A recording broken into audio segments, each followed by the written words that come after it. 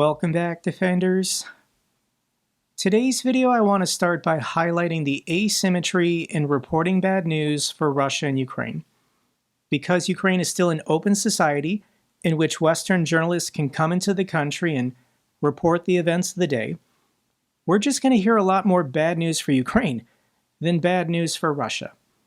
The reason why is that the Kremlin controls all media in Russia. For 4 years of war, it's been a crime for any Russian to say anything bad about Russia as a result of the war that Putin started. But I guarantee you bad things are happening. This is now every night.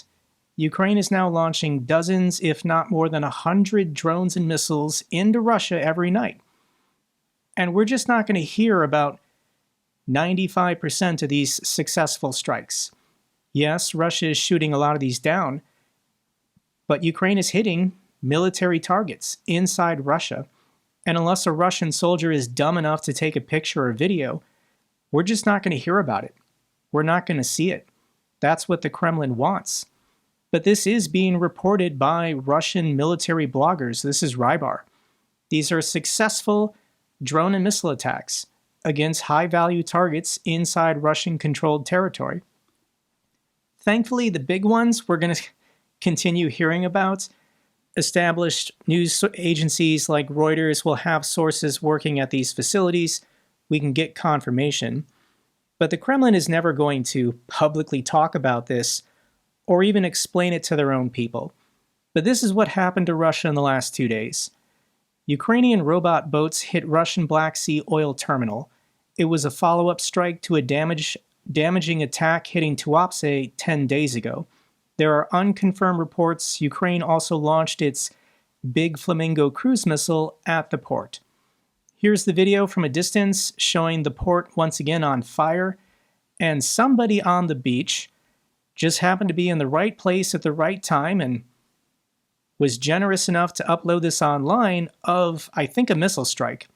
I don't know if this is a Flamingo, but it's a pretty big detonation. So this is the oil export terminal in the Black Sea. This is Tuapse, and it's still offline. There are no Shadow Fleet tankers filling up, and this is still costing the Russians tens of millions of dollars a day as they're not able to export their crude oil out of the Black Sea. The terminal in St. Petersburg is more important. That one is still online. But I think Ukraine is going to keep hitting this. This has to be Russia's #1 priority to repair at the moment, and I think if Russia is getting close to repairing it, Ukraine's just going to hit it again. They're never going to allow Russia to get this terminal in the Black Sea back online. Beyond that, explosions reported at Saratov oil refinery amid alleged drone strike. The Saratov oil refinery is located right here on the map. And there is a video showing the refinery on fire once again in the distance. So we'll go to the war map. Here is the Saratov oil refinery. It produces 7 million tons of refined products per year. It's about 590 kilometers from the border. And Ukraine has struck this 9 times. Twice in November, once in October, twice in September, and once in August of this year. Ukraine's going to get it eventually. Russia can't stop this. Ukraine's long-range drones hit major Russian refinery 1,400 kilometers deep in the Orenburg region. Ukraine struck the Orskneft Irgisnist refinery 1,400 kilometers inside Russia. This is where this is located. It's on the Kazakhstan border. And here's the video showing the refinery on fire. The smoke is rising not where smoke is supposed to rise from, usually an indication of a fire. So let's go to the bingo board, and this is the Orsk refinery, produces 6.6 million tons of refined products per year. Ukraine struck it once in October, again today. There's this weird watermark because I think a dam was destroyed and it flooded the refinery at one point. But that was back in July of 2024. This is bad news. Lukoil halts Iraqi operations after sanctions, declares force majeure. I don't know this term, but It means unforeseeable circumstances that prevent someone from fulfilling a contract. Here's what Reuters says. 4 sources with knowledge of the matter told Reuters that Lukoil sent a letter to Iraq's oil ministry last Tuesday, saying force majeure conditions prevented it from continuing normal operations at West Korna 2, located 65 kilometers northwest of the port of Basra. West Korna 2 is one of the world's largest oil fields and Lukoil's most prized foreign asset. It accounts for around 9% of Iraq's total oil output and is currently producing around 480,000 barrels per day, according to 2 oil field officials. If the reasons behind the force majeure are not resolved within 6 months, Lukoil will shut production and exit the project entirely, according to a senior Iraqi oil official. This is what's happening to Lukoil's overseas assets because they can no longer do transactions in US dollars as a result of the sanctions. They're trying to find buyers, but they're not succeeding. These assets are now considered toxic if the US Treasury targets whoever buys them. So there is speculation that in Bulgaria, Romania, Moldova, the countries are just going to nationalize these Lukoil assets. They're going to seize the refineries for themselves.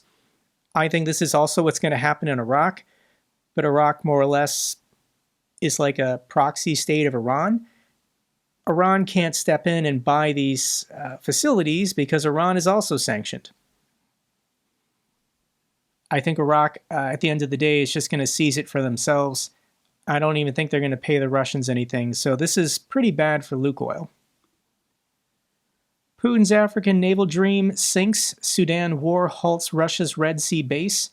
Russia's plan to build a naval base in Sudan's Port Sudan, its first in Africa since the Soviet Union, has stalled once again. I admit I don't know enough about the Sudan civil war currently happening. I know there are Western forces and Eastern forces. The Russians were attempting to construct a new naval base right here in Port Sudan on the Red Sea, but there's so much violence and instability, the Russians are abandoning the project. They're not going to be able to build their naval base in Sudan now. Third strike in months targets Lukoil railway hub in southern Russia. Reports cite control post and oil depot as possible targets. This is saboteurs inside Russia causing chaos. The videos aren't fantastic. These are individuals committing acts of sabotage, so they're being very careful about where they film and what they show, but that is definitely some explosions happening in a rail yard. Resistance saboteurs torch 4 Russian military logistics sites in coordinated raids inside Russia. This is a test. I mean, almost every night they're setting fire to something to try and slow the Russians down. Resistance movements destroyed 4 military logistics objects inside Russia. This was late October, but they just released the video now, and I can link these down below. These are just Russians who want to stop the war, and they target rail hubs and switching stations and anything they can easily get to and then set on fire. Russian regions launch drive to recruit reservists for critical infrastructure defense. This is interesting. Russia has started recruiting reservists to guard facilities deep within the country, including oil refineries, due to the increasing number of Ukrainian drone attacks. Recruitment is already underway in 20 regions. This isn't what it looks like. Putin once again does a hidden mobilization. He signed legislation allowing reservists to be sent to special training to protect critical infrastructure. The Defense Ministry says, there is no talk of any mobilization. They won't be deployed to the front. The Defense Ministry is lying, and what's happening here is there are hundreds of thousands of Russian men who used to serve in the military. They're now considered reservists, and they've had 4 years to think about it. They've had 4 years to consider signing a contract to go to Ukraine and fight and die. And for 4 years, they've chosen no. They don't want to go. So Putin is forcing these guys to go to special training to protect oil refineries. Except as soon as they put on the uniform, as soon as they step on a Russian military base, they're going to be pressured. They're going to be harassed. They're going to be coerced into signing contracts so they can be sent to Ukraine to die. This is what Putin is doing with this move. A new Iron Curtain. Russians react to ban on Schengen multi-visas. As Brussels tightens travel rules for Russians, reactions range from official fury to self-pity and anti-war scorn. A snapshot of how the new Iron Curtain looks from Moscow. The Russians themselves, I think Putin likes this. He doesn't want his people traveling to democracies and seeing how a free society lives. That contaminates and pollutes the minds of the people he's trying to control. So this should have been done a while ago to tighten visa rules, but if they're on vacation, they're probably spending money. And I think the EU still wants Russian tourist money. That's the problem. Russia takes another step towards tightening control of the internet, calling it national security. Moscow is pushing its new messaging app, Max, while making it harder to use WhatsApp and Telegram. What Putin and the Kremlin wants to do is to turn Russia into a larger version of North Korea. Nobody in North Korea has access to the internet. They have their own intranet in which all state doctrine is the only thing you can access. So at the moment, the Kremlin is trying to introduce and push on this official government messaging app called Max because they don't want their citizens using WhatsApp. They don't want them using Telegram. They want to surveil and monitor everything everyone says and does in the country. So this has Russians freaked out. Lots of Russians don't care what's happening to Ukraine, but they are concerned that they're going to be completely controlled digitally by their own government. This is what this Russian man is saying. Hi, everybody. Well, guys, in short, they say with 100% certainty that a law will be passed whereby we will only have access to the internet through government services. As they say there, welcome to Chiburnet. This idea is effing cool. So, if I don't have these government services, which in principle seem to be voluntary for us to set up, then I won't be able to enter there and read a message from my mom. What the F is that? Starting next year, they will have access to snap their fingers like this, and no one will have internet. They will shut it down completely. That is, they will be able to configure operator traffic in this way. By law, this is called an electronic concentration camp, so that you know what it's actually called. In other words, this is totalitarianism on the internet. There's no other way to describe it. In other words, it will be control. Just plain control at the officially permitted level. Here, and they say that it's to fight something with fraudsters and someone else. Well, no. You just want to control our part of the internet, so that if you feel uncomfortable, you can shut it down, and people won't be able to use the internet. That's all. So guys, look for ways to get around it. I don't even know what advice to give in this case, really. Just look for a way to bypass all this BS, because now they will be able to send traffic to their servers for their own benefit, and that will be a disaster. In general, that's how things are. Yes, Putin and the Kremlin wants full control of everyone's communications. They want to surveil everything, control everything, and disappear anyone who challenges Putin's absolute power. Despite government pressure, 70% of Russian university students are refusing to install the mandated spyware messaging app Max, with teachers now being threatened with expulsion for not pressuring their students to install the app. As soon as this Kremlin app is on your phone, it can access your microphone, your camera, it's recording everything you say and do, and you'll just be disappeared if you say anything to question or challenge Putin. Here he is, And there's something unusual about this video. Just watch it and see if you can notice something strange about Putin. Примеры в мире. Рядом есть наш сосед Казахстан, который это ввели. Хотелось бы, конечно, чтобы мы все жили в здоровье, и физическом, и ментальном, и спортивном. Всем участникам режима. Второго отечества. Мы готовы сделать... It could just be the lighting, or maybe Putin's dehydrated or tired, but I don't know. That doesn't look like a very healthy hand to me. Putin is unusual because I think he gets a lot of work done to his face. He does a lot of Botox and skincare treatment to try and look as youthful as possible, but it sure doesn't look like he's doing that to his hands. He is a man in his 70s, so this could be normal, but his hands certainly don't seem to match his face. In addition, he's wearing his 3-inch heels because he's a tiny, tiny, insecure man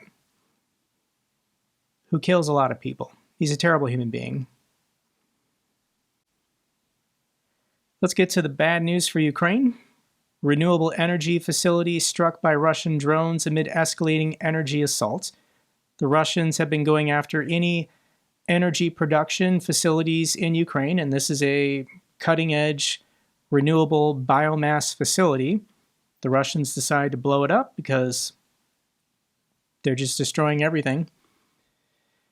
We covered this in the last video, but as a result of the November 8th night attack by the Russians, all of Ukraine's thermal power plants are currently offline. They hit the substations for the nuclear power plants as well, so the nuclear power plants can't supply power either. And here's the result. Here is the satellite picture of Ukraine at night, and you can see how dark it is. In Crimea, they still have electricity. In Russia, they still have electricity. Seems pretty dark in Belarus, but I think that's just normal Belarus. And yeah, Ukraine is without power. They still have generators. They still have mobile electricity producing, gas burning generators, but I can't imagine how miserable this is, especially going into winter. This is Yaroslava. I share her clips sometimes. This is the official Ukrainian government app showing the outages. Yaroslava will be without electricity between 9 a.m. and 2:30. It'll then come back on for 3 hours, go back out at 5:30, and then come back on at 9:30. In total, the residents of the capital city of Kyiv will only have about 10 hours of electricity today. It's the best that Ukraine can do under the circumstances. And this is incredibly disruptive. Zelensky was trying to give an interview to The Guardian, and the Capitol building lost power twice. We've seen some crazy stuff in the last couple of months. Russian... Hello. Hard times. Electricity. Electricity is gone? Yeah. Not everything. Okay. So this sky shift. Well, it's life. I'm sure the Capitol building has a generator, but if they switch over, then the entire building probably does lose power. That's under ideal circumstances. I want to share this clip as well. This is a survivor of the apartment building in Dnipro that the Russians bombed with a Shahed drone. This young woman was found under the rubble. She's currently in the hospital. And I just want to share her story, how she survived. And we managed to open the door to the hallway and run out. And then there was just darkness, and we fell. I fell from the 3rd floor to the 2nd, and the guy fell to the 1st. Also, our dad was with us in the apartment at that moment, but his room faced the other side, and he heard the explosion.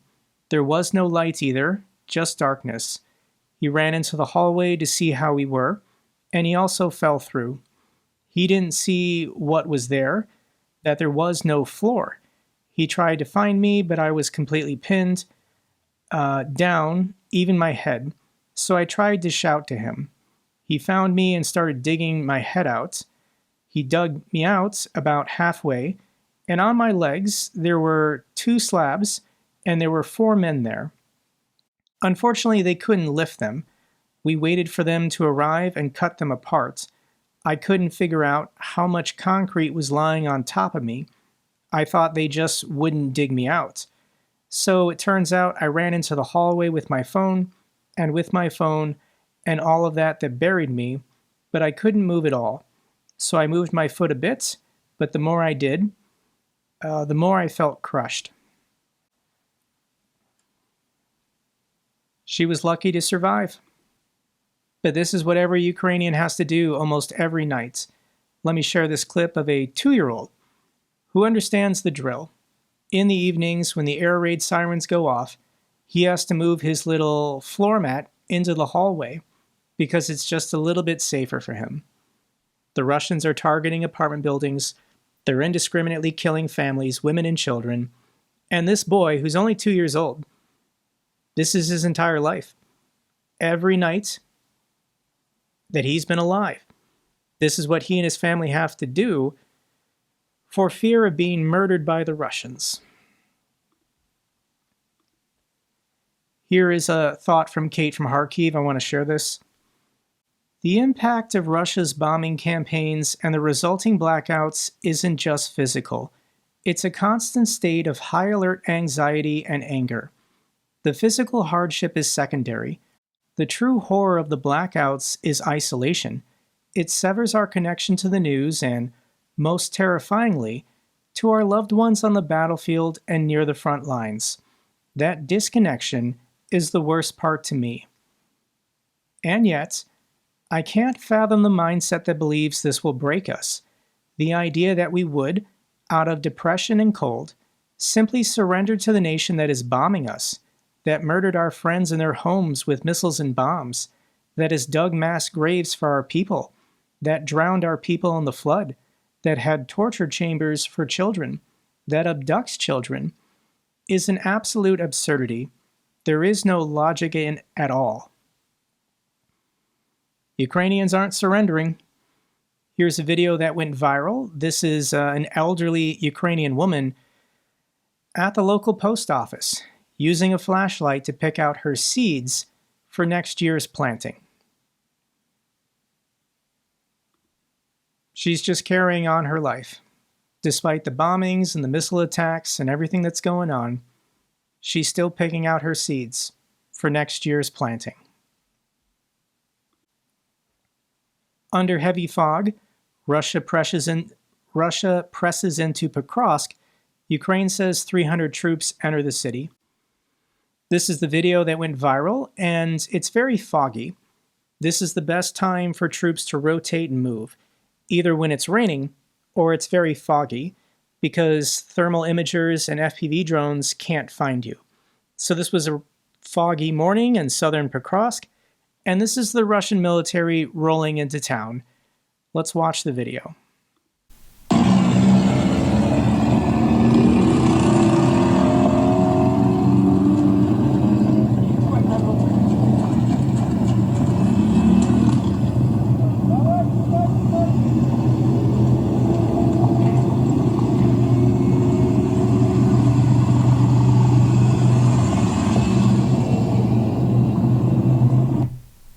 So there's 2 ways you can interpret this video. One is the Russian military looks really pathetic. They don't have any armored vehicles left. They're using motorcycles and civilian cars with the doors ripped off. That's kind of pathetic. The other interpretation is whatever works. This is the new modern warfare with FPV drones. You can't have expensive and fancy tanks and APCs. So if you want mobility, you need whatever you can find. Any cheap vehicle that eventually will be destroyed, give it to your troops. My response to that is this is not how modern warfare should be fought. If NATO went to war, we would have air and naval supremacy over our adversaries, and there's no reason for ground forces to be using civilian cars. If you cannot achieve air and naval superiority, Why would you subject your ground forces to this? This is what Russia has been doing for 4 years, taking horrendous casualties. I don't see any Western democracy tolerating this, but why would a Western democracy invade a country and then get into a protracted ground war with an insurgent or defending population? It's not a good idea. But this is Pokrovsk. The Russians are in the city trying to clear it of Ukrainian defenders. And I know this is the attention-grabbing headline, but it's not going to change the outcome of this war, one way or another. Didn't matter when the Russians took Severodonetsk and Lysychansk in 2022. It didn't really matter when the Russians took Bakhmut in 2023. Didn't really matter when the Russians took Avdiivka in 2024. And if the Russians can even manage to take this in the last 2 months of this year, doesn't change the outcome of the war. Russia has to keep going, and they have some cities even larger than Pokrovsk they still have to take before Russia says they're satisfied. Kremlin claims war ends only when Russia achieves its goals, and they mean Ukraine's erasure. This is a genocide. They do not recognize Ukraine as a legitimate state with an independent culture and language and identity. They're trying to erase it and steal their people. Here's Peskov. I'll read for you what he says. Of course, we would like this conflict to be resolved as soon as possible, and it can only be resolved when Russia achieves the objectives it initially set. For us, it would be preferable to resolve this conflict through political and diplomatic means. We have spoken about this repeatedly, and the Russian side continues to remain open to this path, but we see that a pause has occurred, and the situation is at a standstill. It is stalled through no fault of ours. There are no peace talks. There never were. Russia is not negotiating anything. They want full control, eventually, of all of Ukraine. And they don't care how many people they kill or how many soldiers they lose. They're going to keep going until Russia collapses or Putin is dead. This is what we've been saying on this channel the whole time. Now the Kremlin is open to the idea of Ukraine just surrendering, lay down their arms and let the Russian military enter their capital. But surrender and occupation is just another form of warfare. The murders, the kidnappings, the rapes, the brutality would only intensify.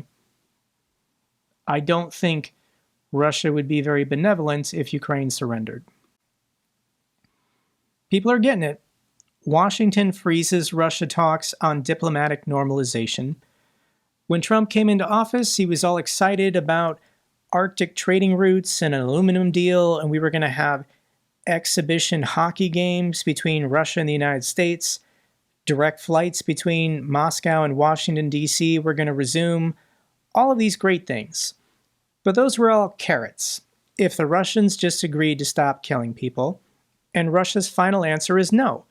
They're going to keep killing people until they take all the territory they want. They want their imperial borders back. So the good news is that these two are not really talking. They're not really getting along. It made me very uncomfortable when these two were happy and smiling together. But I think we achieved a permanent divorce. I don't know how Trump can salvage this relationship when the Russians are going to keep killing people. This is also good news for Ukraine, but maybe not good news for America. U.S. Senate to end 40-day shutdown, but fallout lingers as arms delays rattle the allies.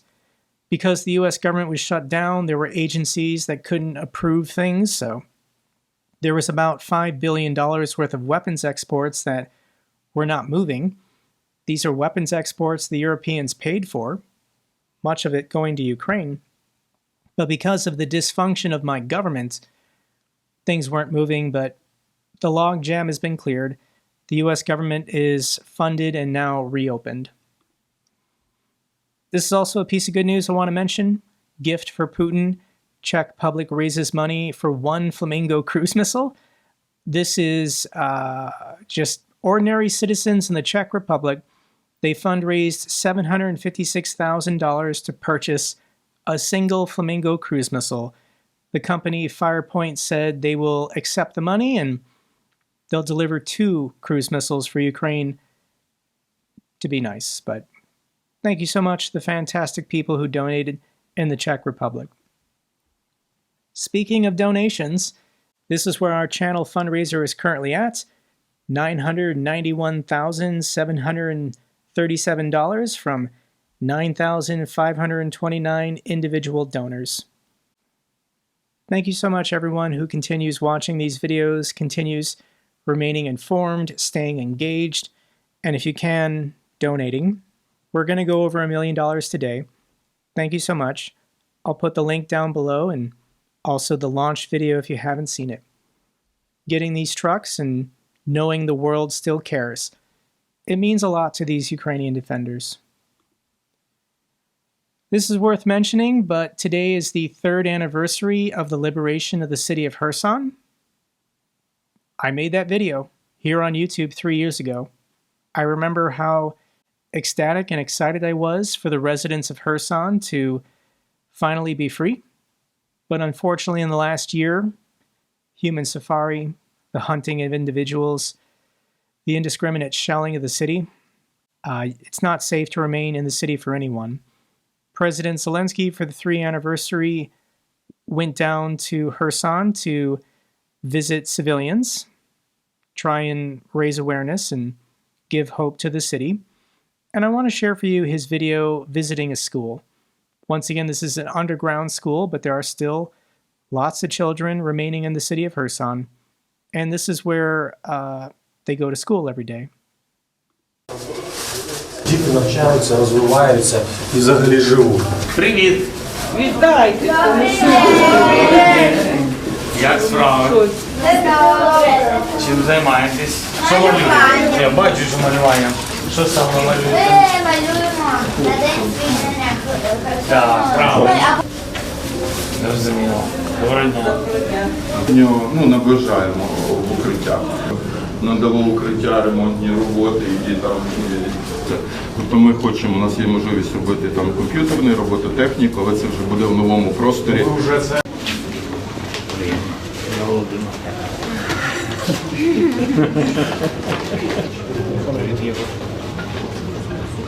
Також? А то військовий Мілан? Так, він вже поїхав воювати, приїде в грудні. Буде в грудні вже вдома. Так. Чекаєш на нього? А ми обов'язково домалюємо, один малюнок передамо. Привіт. Бай-бай. Бай-бай, бай-бай. Слава Україні! That's all for this update video. Glory to Ukraine, glory to the heroes. If you found this video informative, give me a thumbs up. Best way to support the channel. Comments and questions, let me know down below. I love hearing from you guys. Till the next video, keep defending the truth, keep defending democracy.